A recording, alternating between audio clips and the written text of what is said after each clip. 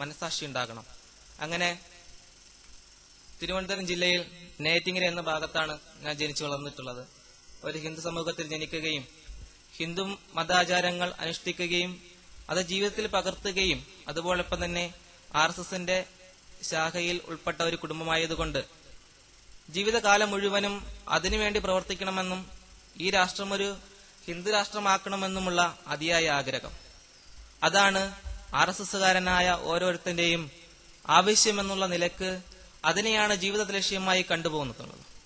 അവിടെ നിന്ന് പഠിക്കുമ്പോൾ മറ്റു മതദർശനങ്ങൾ ഇതിലേക്ക് കടന്നു വരികയും ഈ ലോകത്ത് അവരവരുടെ ആധിപത്യം സമർപ്പിക്കുവാൻ ശ്രമിക്കുന്നുണ്ട്, അതിനെ എതിർക്കണമെന്നും അത് പഠിപ്പിക്കുന്ന തത്വശാസ്ത്ര സംഹിതകളെ എതിർക്കണമെന്നുള്ള വലിയമായ ഒരു ആശ. അതിനെങ്ങനെ സാധിക്കും? അവരുടെ പ്രസിദ്ധീകരണങ്ങൾ വായിക്കുകയും അതിലൂടെ അവരെ എതിർക്കാൻ പറ്റുന്ന രീതിയിൽ അത്രയും എതിർക്കുകയും ഈ ലോകത്ത് നിന്ന് അവരെ കെട്ടുകെട്ടിക്കണമെന്ന് പഠിപ്പിക്കുകയും ചെയ്യുന്നു.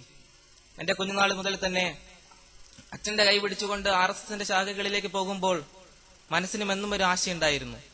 ആ തത്വശാസ്ത്ര സംഹിത ഉൾക്കൊണ്ട് അച്ഛന്റെയും അതുപോലെ തന്നെ പാരമ്പര്യമായി കൊണ്ടുപോകുന്ന ആ കൂട്ടുകെട്ടിൽ നിന്നുകൊണ്ട് പ്രവർത്തിക്കണമെന്നുള്ളൊരു ആശ.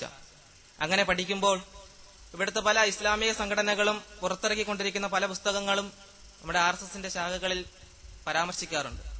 അവരുൾക്കൊള്ളുന്നതും സ്വന്തമായ ഒരു ദീനിനെ നിലനിർത്തണമെന്ന ആശയോടല്ല, മറിച്ച് ഞാൻ പേരെടുത്ത് തന്നെ പറയാം, ജമാഅത്ത് ഇസ്ലാമി പോലെയുള്ള സംഘടനകളുടെ പുസ്തകങ്ങൾ പല ശാഖകളിലും ഇന്നും അതിനെ പരാവർത്തനം ചെയ്ത് പഠിപ്പിക്കുകയും അതിൽ പറയുന്ന ഒരു രാഷ്ട്രീയ അല്ലെങ്കിൽ ഇവിടെ ഒരു ഭരണം ഉണ്ടാക്കണം, ഇതിനെ ഒരു ഇസ്ലാമിക രാഷ്ട്രമാക്കണമെന്ന അവരുടെ അതിയായ താല്പര്യം നമുക്കൊരിക്കലും ഒഴിച്ചുകൂടി നിർത്താൻ പറ്റാത്ത ഒരു അവസ്ഥയാണ് എന്ന് പഠിപ്പിക്കുന്നു RSSന്റെ ശാഖയിൽ. ഇവിടെ നിന്ന് പല പുസ്തകങ്ങളിലും കിട്ടുകയും അതുപോലെ തന്നെ മുഹമ്മദ് നബി സല്ലല്ലാഹു അലൈഹി വസല്ലം ആദ്യ കാലഘട്ടങ്ങളിൽ പ്രബോധനം നടത്തിയത് ഈ ലോകത്തിലേക്ക് കടന്നു വരുന്ന പല ആളുകളേക്കും പ്രബോധനത്തിന്റെ ബാധ്യത എന്ന നിലക്ക് വാളും ഖുറാനും കൊണ്ട് പരിചയപ്പെടുത്തിയെന്നാണ്. എന്താണ് വാളും ഖുറാനും കൊണ്ട് പരിചയപ്പെടുത്തിയത്? ഒരു കൈയിൽ വാളും മറ്റൊരു കൈയിൽ ഖുറാനും വച്ചുകൊണ്ട് ഇതിൽ ഏതാണ് ആവശ്യമെന്ന് മനുഷ്യ സമൂഹത്തിനോട് ചോദിക്കുകയും അതിൽ ഖുറാൻ വേണ്ട എന്ന് പറയുന്നവനെ വാളുകൊണ്ട് വെട്ടുന്ന ഒരു അവസ്ഥ അല്ലെങ്കിൽ അവനെ വധിച്ചു കളയുന്ന ഒരു അവസ്ഥയാണ് മുഹമ്മദ് നബി സല്ലല്ലാഹു അലൈഹി വസല്ലം പഠിപ്പിച്ചു എന്നാണ് ഞാൻ ആദ്യകാലങ്ങളിൽ പഠിച്ചു തുടങ്ങിയത്. അതുപോലെ തന്നെ ഇപ്പോഴാണ് എനിക്ക് മനസ്സിലാകുന്ന ഖുത്ബകൾ എന്ന് പറയുന്നത് ആദ്യത്തെ മുമ്പ് മനസ്സിലാക്കിയിരുന്നത് വെള്ളിയാഴ്ച പ്രസംഗമെന്നാണ് മനസ്സിലാക്കിയിരുന്നത്. അവിടെ പല പള്ളികളും തന്നെ വാള് ഉപയോഗിച്ചുകൊണ്ട് ഖുത്ബ നടത്തുകയും അതുപോലെ തന്നെ ഒരു കൈയിൽ പുസ്തകം പിടിക്കുകയും ചെയ്യുന്നതിനെ കുറിച്ച് പരാമർശിച്ചിരുന്നത് ആ മുഹമ്മദ് നബി സല്ലല്ലാഹു അലൈഹി വസല്ലം ആദ്യം എങ്ങനെയാണ് പ്രബോധനം നടത്തിയത് അതുപോലെയാണ് അവിടെ പറയുന്നു എന്നാണ്. അപ്പോൾ അത് മനസ്സിലാക്കാൻ കഴിയില്ല. കാരണം അവിടെ പറയുന്ന അറബിയിലാണ് പറയുന്നത്. ഒരു കയ്യിൽ വാളുണ്ട്, മറ്റൊരു കയ്യിൽ പുസ്തകമുണ്ട്. അവിടെ ചോദിക്കപ്പെടുന്ന നിങ്ങൾക്ക് ഖുറാൻ വേണോ വാൾ വേണോ എന്നാണ് ചോദിക്കുന്നത്. ഖുറാൻ വേണ്ട എന്ന് പറയുന്നതിനെ വധിക്കുവാനും അതിനനുസരിച്ച് പ്രവർത്തിക്കുവാനുമാണ് വെള്ളിയാഴ്ച ഖുത്ബകളിൽ പറയുന്നു എന്നാണ് RSSന്റെ ശാഖയിൽ പഠിപ്പിച്ചു പോകുന്നത്. അപ്പോൾ ഈ കാര്യങ്ങൾ പഠിക്കണമെന്ന വലിയൊരു ആശയോടെ പല പുസ്തകങ്ങൾ തിരയുകയും ആ പുസ്തകത്തിൽ നിന്നും ഏറ്റവും അധികം സ്വാധീനിച്ച ഒരു കാര്യം ഏകദൈവ വിശ്വാസം തന്നെയാണ്. ഏകദൈവ വിശ്വാസത്തിനെ കുറിച്ച് ഒരു ചിന്ത പോലും ഞാൻ ആദ്യമുണ്ടായിരുന്ന സമൂഹത്തിൽ എനിക്ക് കാണുവാൻ കഴിഞ്ഞിട്ടില്ല. പല ക്ഷേത്രങ്ങളിൽ പോകുകയും അവിടുത്തെ ആചാരങ്ങൾ അനുഷ്ഠിക്കുമ്പോഴും മനസ്സിന് ഒരു ആഗ്രഹമുണ്ടായിരുന്നു ദൈവത്തിൽ നിന്നുള്ള ഈ ലോകത്ത് കിട്ടേണ്ട അനുഗ്രഹങ്ങൾ മാത്രം. അത് തന്നെയാണ് ഇന്ന് ക്യാമ്പസുകളിലും കാണുന്നത്. മുസ്ലിം സമൂഹത്തിനിടയിൽ ഒരുപാട് കാണപ്പെടുന്ന ഒരു കാര്യം, ഈ ലോകത്ത് ഏത് മതദർശനം ഉൾക്കൊള്ളുന്നവനും ദൈവത്തിന്റെ ആനുകൂല്യങ്ങൾ കൊടുക്കുന്നത് എല്ലാവർക്കും ഒരുപോലെയാണ്. അതുകൊണ്ട് നാളെയുടെ ഒരു കാര്യം ചിന്തിക്കേണ്ട ആവശ്യമില്ല. അങ്ങനെ ചിന്തിക്കാത്തിടത്തോളം സൃഷ്ടാവിനെ കണ്ടെത്തുവാനും കഴിയില്ല എന്ന് തന്നെയാണ് സത്യം. എന്നാൽ നാളെ ഒരു ജീവിതത്തിനെ കുറിച്ച് ചിന്തിക്കുമ്പോൾ ഈ ലോകത്ത് നമുക്ക് തരുന്ന ദൈവത്തിനെ എല്ലാ ആനുകൂല്യങ്ങളും നമ്മൾ കൈപ്പറ്റുമ്പോഴും നാളത്തെ ഒരു വിചാരമുണ്ടാകുമ്പോൾ ദൈവത്തിനെ കണ്ടെത്തുവാൻ സാധിക്കുന്നു. അതുപോലെ ഞാനിങ്ങനെ ഏകദൈവ വിശ്വാസത്തിനെ കുറിച്ചുള്ള പുസ്തകങ്ങൾ പഠിച്ചുകൊണ്ടിരിക്കുന്ന അവസരത്തിൽ മറ്റുള്ള വേദഗ്രന്ഥങ്ങളിൽ നിന്നും അല്ലെങ്കിൽ മറ്റുള്ള മത തത്വങ്ങളിൽ നിന്നും വ്യത്യസ്തമായി ഇസ്ലാമിൽ എന്താണ് ഏകത്വത്തിന് പ്രത്യേകത? കാരണം ഇസ്ലാമിൽ ഏകത്വ വിശ്വാസം നിലനിൽക്കുകയും അതുപോലെ തന്നെ മുസ്ലിങ്ങളുടെ എല്ലാ ആചാരങ്ങളും കൂട്ടായ്മയോടെ നിർവഹിക്കുന്ന ഒരു കാഴ്ച. പലരും ഹജ്ജ് ചെയ്യുമ്പോൾ ഒരുമിച്ച് ഹജ്ജ് ചെയ്യുകയും നമസ്കരിക്കുമ്പോൾ ഒരുമിച്ച് നമസ്കരിക്കുകയും എന്ത് പ്രാർത്ഥന നടത്തിയാലും അവർ ഒരുമിച്ച് നടത്തുകയും ചെയ്യുന്ന ഒരു കാഴ്ചപ്പാടുണ്ടായപ്പോൾ ഒരു ഒത്തൊരുമയുടെ ഒരു കാര്യം കാണാൻ കഴിഞ്ഞു. പല ക്ഷേത്രങ്ങളിലും പല വിഗ്രഹങ്ങളിലും പ്രതിഷ്ഠിക്കുകയും അതിൽ ഒരു വിഗ്രഹത്തിനെ പൂജിക്കുന്നവൻ മറ്റൊരു വിഗ്രഹത്തിനെ പൂജിക്കാൻ പാടില്ല എന്ന് പോലുമുള്ള ഒരു വർഗീയമായ കാര്യം ഇന്നും ഹിന്ദുമതത്തിൽ നടന്നുകൊണ്ടിരിക്കുകയാണ്. വിഷ്ണു വിഗ്രഹത്തെ കാണുന്നവൻ ശിവവിഗ്രഹത്തെ കാണാൻ പാടില്ല എന്നും ശിവവിഗ്രഹമുള്ളിടത്ത് വിഷ്ണു വിഗ്രഹം വയ്ക്കില്ല എന്നും വാശി പിടിക്കുന്ന ഒരു കാര്യം കാണാൻ കഴിയും. അപ്പോ അവിടെയൊന്നും ഏകദൈവ വിശ്വാസമല്ല, മറിച്ച് പല ഇതിൽ കൂടെയും ഒന്നിലെത്തിക്കുന്നു എന്നുള്ള വിശ്വാസവും അവർക്കില്ല തന്നെ. കാരണം പലരും പ്രസംഗിക്കുമ്പോൾ പറയും, നാം കാണുന്ന എന്ത് പ്രവർത്തിച്ചാലും അത് ഏകനായ ഒരു ശക്തിയിൽ എത്തിക്കും എന്നുള്ള വിശ്വാസം എന്റെ കുടുംബത്തെ സംബന്ധിച്ചോളം എനിക്ക് കാണാൻ കഴിഞ്ഞിട്ടില്ല. അപ്പോൾ അങ്ങനെ പഠിച്ചുകൊണ്ടിരിക്കുന്ന അവസരത്തിൽ ഒരു സത്യാന്വേഷിയുടെ ആ മാർഗത്തിൽ നിന്ന് പല പുസ്തകങ്ങളും തിരയുകയും ആ പുസ്തകത്തിലെ കാര്യങ്ങൾ ജീവിതത്തിൽ പകർത്തിക്കൊണ്ടിരിക്കുന്ന അവസരത്തിൽ എന്റെ വീട്ടുകാർക്ക് എന്റെ സ്വഭാവത്തിൽ വന്ന മാറ്റം, RSS ശാഖയോട് നിന്നുള്ള ഒരു മാറ്റം, പിന്നെ ക്ഷേത്രത്തിൽ പോവാതെ അങ്ങനെ പല കാര്യങ്ങളിൽ നിന്നുള്ള വിട്ടുവീഴ്ച, അത് അവരിൽ സംശയമുണ്ടാക്കുകയും എന്നിൽ നിന്ന് പല പുസ്തകങ്ങൾ പിടിച്ചെടുക്കുകയും ചെയ്തു. ആ പുസ്തകങ്ങൾ നശിപ്പിക്കുകയും പിന്നെ ഇതിലേക്ക് അടുപ്പിക്കാത്ത രീതിയിൽ പല കാര്യങ്ങൾ ചെയ്തു.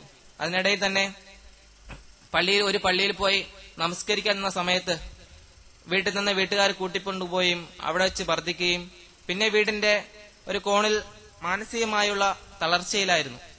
പിന്നെ അവിടെ നിന്ന് പുറത്തു പോകുവാനോ അല്ലെങ്കിൽ എന്താണ് കൂടുതൽ പഠിക്കേണ്ടതെന്നോ ഒരു ഇതുമില്ലാത്ത രീതിയിൽ ഇസ്ലാമികമായ ചിന്തയെ വല്ലാതെ മനസ്സിനെ കോരികിട്ടിക്കൊണ്ടിരിക്കുന്ന ഒരു അവസ്ഥയിൽ അവിടെ നിന്ന് എങ്ങനെയെങ്കിലും രക്ഷപ്പെടണം, കൂടുതൽ പഠിക്കണം. എങ്ങനെയാണ് പഠിക്കാൻ സാധിക്കുക? ഒരു വഴിയുമില്ല. അങ്ങനെ പല പ്രാവശ്യവും വീട്ടുകാരോട് പറഞ്ഞു നോക്കി, എനിക്ക് കൂടുതൽ പഠിക്കണം ഇസ്ലാമിനെ കുറിച്ച്. ഇസ്ലാമിലേക്ക് പോകുവാനല്ല, മറിച്ച് അതിന്റെ തത്വശാസ്ത്ര സംഹിതകൾ എന്താണെന്ന് പഠിക്കുവാനും അതിനെ എതിർക്കുവാനുമുള്ള ഒരവസരം ഉണ്ടാക്കി തരണമെന്ന്. ഇങ്ങനെ പലവിധമായ ബഹിഷ്കരണങ്ങൾ നടത്തിക്കൊണ്ടിരിക്കുന്ന അവസരത്തിൽ ഇനി ഒരിക്കലും ഇതിൽ നിന്നൊരു മോചനം ഉണ്ടാവില്ല എന്ന രീതിയിൽ ഒരു ആത്മഹത്യാ ശ്രമം നടത്തുകയും അതിലൂടെ ഹോസ്പിറ്റലിലാക്കുകയും ചെയ്യുന്ന ഒരു അവസ്ഥ.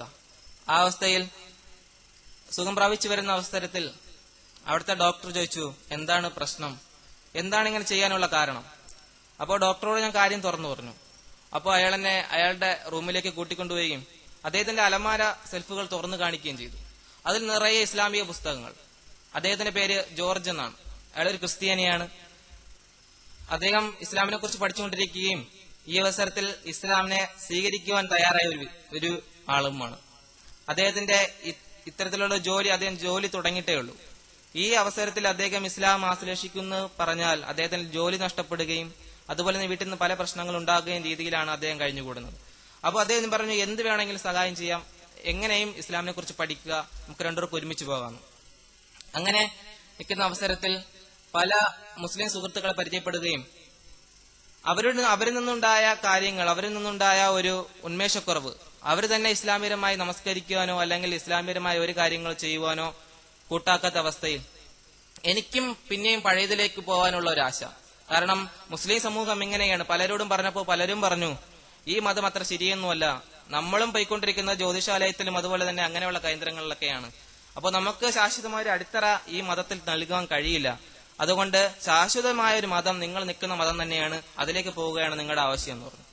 അപ്പോൾ ഞാൻ വീണ്ടും ആലോചിച്ചു. കാരണം എന്റെ വീട്ടുകാരൻ എതിർപ്പും അതുപോലെ തന്നെ ഇത്തരം ബഹിഷ്കരണങ്ങളും വീട്ടിലെ അവസ്ഥയൊക്കെ കണ്ടിട്ട് എനിക്ക് പിന്നെയും തോന്നി, എന്തായാലും പഴയലേക്ക് തന്നെ തിരിച്ചു പോവാം. അങ്ങനെ എന്റെ ഒരു സുഹൃത്ത് ഷമീർ എന്നൊരു പയ്യൻ ഒരു സ്വഹാബികളുടെ ചരിത്രം കൊണ്ടുവന്നു.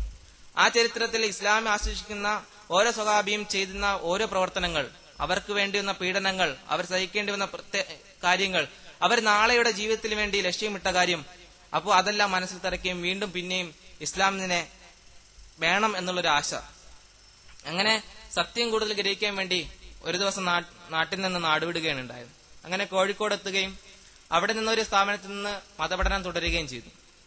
ആ അവസരത്തിൽ ഈ കേരളത്തിലെ വലിയ മതപണ്ഡിത പ്രസ്ഥാനം എന്ന് പറയപ്പെടുന്ന സുന്നി പ്രസ്ഥാനം, അതിന്റെ നേതാവ് കാന്തപുരം AP അബൂബക്കർ മുസ്ലിയാർ അവിടെ വന്ന് കാണുകയും അവിടെ നിന്ന് ഇസ്ലാമിനെ കൂടുതൽ പഠിക്കുവാൻ വേണ്ടി ക്ഷണിക്കുകയും അങ്ങനെ ആ സമയം സ്വീകരിച്ച് ആ പ്രസ്ഥാനത്തിലേക്ക് പോവുകയും ചെയ്തു.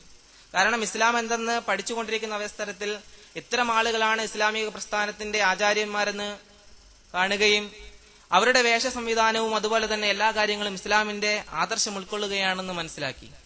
അങ്ങനെ അതിലേക്ക് കടന്നു പോവുകയും അവിടെ പോയപ്പോൾ എന്റെ സമുദായത്തിൽ ഉണ്ടായിരുന്നേക്കാൾ അതിനപ്പുറമായ അവസ്ഥ. എന്താണ് അവിടെ കാണുന്നതിന് ഒരു കയ്യും കണക്കുമില്ല. ആളുകൾ ഇവിടെ നിർത്തിയിരിക്കുന്ന ബിംബത്തിന് മുമ്പിൽ അവരുടെ കാര്യങ്ങൾ അർപ്പിക്കുകയെന്ന് ഒരു ബോധമുണ്ടെങ്കിൽ ഈ ആളുകൾ പറയുന്ന ഇതിലൂടെ മറ്റൊന്ന് കണ്ടെത്തുമെന്ന് പറയുന്ന ആളുകൾ പോലും ചെയ്യാത്ത രീതിയിലുള്ള അപ്പുറമുള്ള കാര്യങ്ങൾ. അങ്ങനെ കേരളത്തിലൊട്ടാകെ ഒരു സിയാർത്ത് ടൂർ സംഘടിപ്പിക്കുകയും കാന്തപുരത്തിനോട് പല സിയാർത്ത് ടൂറുകൾ പങ്കെടുക്കുകയും ചെയ്തു. അപ്പോൾ അവിടെ കാണാൻ കഴിഞ്ഞത് മക്ബറകളെ കെട്ടിപ്പിടിച്ച് കരയുന്ന കാന്തപുരത്തിനെ, ആ ഷേഖുന പല ഖബറുകളിലെയും തുണികൾ മുത്തുന്ന ഒരവസ്ഥ. അപ്പോൾ ഇത്തരമൊരു മതാചാര്യൻ ഏകദൈവ വിശ്വാസത്തിനെ കൂടുതൽ പ്രോത്സാഹനം ചെയ്യുന്ന ഇസ്ലാമിലുണ്ട് എന്ന് മനസ്സിലാക്കുവാൻ കഴിഞ്ഞതും അവിടെ നിന്ന് എങ്ങനെയും രക്ഷപ്പെട്ടാൽ മതി, കാരണം ഉണ്ടായിരുന്ന മതത്തിലേക്ക് ചിരിച്ചു പോയാൽ മതി എന്നൊരവസ്ഥ. കാരണം ഇത്തരത്തിലൊരു അവസ്ഥയിൽ പിടിച്ചു നിൽക്കാൻ ആർക്കും കഴിയില്ല. കാരണം അവിടെ കാണുന്നതും പ്രവർത്തിക്കുന്നതും അവരുടെ നേർച്ചയും വഴിപാടും അതുപോലെ തന്നെ മനുഷ്യന്റെ പേരിൽ അർക്കപ്പെടുന്ന മൃഗങ്ങളും, ഇവിടെ ഞാൻ കണ്ടതും പഠിച്ചതും അതുപോലെ തന്നെ വായിച്ച പുസ്തകങ്ങളിൽ ഒന്നും ഇല്ലാത്ത കുറെ ആശയങ്ങൾ. ഇതൊക്കെ അവരോട് ചോദിച്ചാൽ തരുന്ന മറുപടി ഇപ്പോഴൊന്നും പഠിക്കാറായിട്ടില്ല, ഇനി പഠിച്ചു വരുമ്പോൾ കിതാബ് ഓതി വരുമ്പോഴേ മനസ്സിലാവൂ, അതിനുശേഷം എല്ലാം തിരിയുള്ളൂ. അപ്പോ ചെറിയ ചെറിയ ഇസ്ലാമിലെ ചെറിയ ചെറിയ പുസ്തകങ്ങളിൽ നിന്ന് വായിക്കപ്പെടുന്ന കാര്യങ്ങൾ പോലും ചോദിക്കുന്ന അവസരത്തിൽ ഇതിനെ വ്യാഖ്യാനിക്കപ്പെടുന്ന പണ്ഡിതന്മാരുണ്ട്. പണ്ഡിതന്മാർ പറയുന്നതാണ് അനുസരിക്കേണ്ടത്. അപ്പൊ പിന്നെ മറ്റൊരു മതവും ഇത് തമ്മിൽ എന്താണ് വ്യത്യാസം? ഒരു വ്യത്യാസമില്ല. അവിടെ നിന്ന് എങ്ങനെയെങ്കിലും രക്ഷപ്പെടണമെന്ന രീതിയിൽ അവിടുന്ന് ഒരു ദിവസം നാട്ടിൽ നിന്ന് നാടുവിട്ട പോലെ അവിടെ നിന്ന് നാടുവിടേണ്ട അവസ്ഥ. അവിടെ നിന്ന് ഓടി അങ്ങനെ യഥാർത്ഥമായ ഇസ്ലാമിന്റെ തനതായ ആശയം ഉൾക്കൊള്ളുന്ന പ്രസ്ഥാനത്തിലേക്ക് തിരിച്ചെത്തുകയും അവിടെ നിന്ന് ഇസ്ലാമിനെ കൂടുതൽ പഠിച്ചുകൊണ്ടിരിക്കുന്ന ഒരു അവസ്ഥയാണ് എന്റെ അവസ്ഥ. ഇതിൽ നിന്നും എന്റെ സഹോദരന്മാരോട് എനിക്ക് പറയുവാനുള്ളത്, ദീനുൽ ഇസ്ലാമിന്റെ ദഅവത്ത് അത് മാനുഷിക മൂല്യങ്ങളെ കൂടുതൽ ഉറപ്പുള്ളതാക്കുകയും നാളെ നമ്മുടെ ജീവിതത്തിന് കൂടുതൽ പ്രാധാന്യമുള്ളതുമായ ഒരു വസ്തുതയാണ്. എത്രയോ മനുഷ്യർ ഇതുപോലെ പല പ്രശ്നങ്ങളിൽ മുഴുകുന്നു. എന്നെ പോലെയല്ല, പല പ്രശ്നങ്ങളിലും അവർക്ക് സത്യദീനനെ ഉൾക്കൊണ്ട ആളുകൾ പലവിധമായ പ്രശ്നങ്ങൾ അനുഭവിക്കുമ്പോഴും മുസ്ലിം സമൂഹത്തിൽ നിന്നുള്ള ഇത്തരത്തിലുള്ള ഒരു നീചമായ പ്രവൃത്തികളും അതുപോലെ തന്നെ ഇത്തരത്തിലുള്ള അവസ്ഥ കാണുമ്പോൾ ആ മനുഷ്യർക്ക് നിന്ന മതത്തിൽ തന്നെ തിരിച്ചു പോകാനുള്ള അവസ്ഥയിലേക്ക് കൊണ്ടെത്തിക്കാതെ എന്റെ സുഹൃത്തുക്കൾ ക്യാമ്പസുകളിലുള്ള അമുസ്ലിങ്ങളുമായി സംസാരിക്കുകയും അവരോട് സത്യദീനിന്റെ കാര്യങ്ങൾ മനസ്സിലാക്കി കൊടുക്കുകയും അവരെ നേരായ ഒരു മാർഗത്തിലേക്ക് കൊണ്ടുവരികയും ചെയ്താൽ നമ്മുടെ ജീവിതവും സുരക്ഷിതമായി, അവരുടെ ഭാവിയും സുരക്ഷിതമായി. കാരണം ഇത്തരത്തിലുള്ള ഒരു മറ്റു വേദഗ്രന്ഥങ്ങളും വ്യത്യസ്തമായി നബി സല്ലല്ലാഹു അലൈഹി വസല്ലം പഠിപ്പിച്ച കാര്യങ്ങൾ കൂടുതൽ പ്രാവർത്തികമാക്കുന്ന ഒരു സമൂഹമാണ് മുസ്ലിം സമൂഹം. മറ്റു ഏതൊരു ആചാര്യം പറഞ്ഞ കാര്യങ്ങളും കൂടുതൽ അംഗീകരിക്കാത്ത സമൂഹത്തിനേക്കാളും മുഹമ്മദ് നബി പഠിപ്പിച്ചിരുന്ന ആദർശം കൂടുതൽ മനസ്സിലാക്കുന്ന ഇന്ന് നിലനിൽക്കുന്ന ഒരു സമൂഹമുണ്ടെങ്കിൽ അത് മുസ്ലിം സമൂഹമാണ്. അതുപോലെ മുഹമ്മദ് നബി സല്ലല്ലാഹു അലൈഹി വസല്ലം പറഞ്ഞ പോലെ എന്റെ സദസ്സിൽ അന്ന് എത്തിയിട്ടില്ലാത്തവർക്ക് ഇസ്ലാം എത്തിച്ചു കൊടുക്കുന്ന പോലെ എന്റെ സുഹൃത്തുക്കൾ മറ്റുള്ളവർക്ക് ഇസ്ലാം എത്തിച്ചു കൊടുക്കുക. അതിലൂടെ നമ്മുടെ ഭാവിയെ സുരക്ഷിതമാക്കുക, മറ്റുള്ളവരുടെ ഭാവിയെ സുരക്ഷിതമാക്കുക. ഞാൻ നിർത്തുകയാണ്. അസ്സലാമു അലൈക്കും.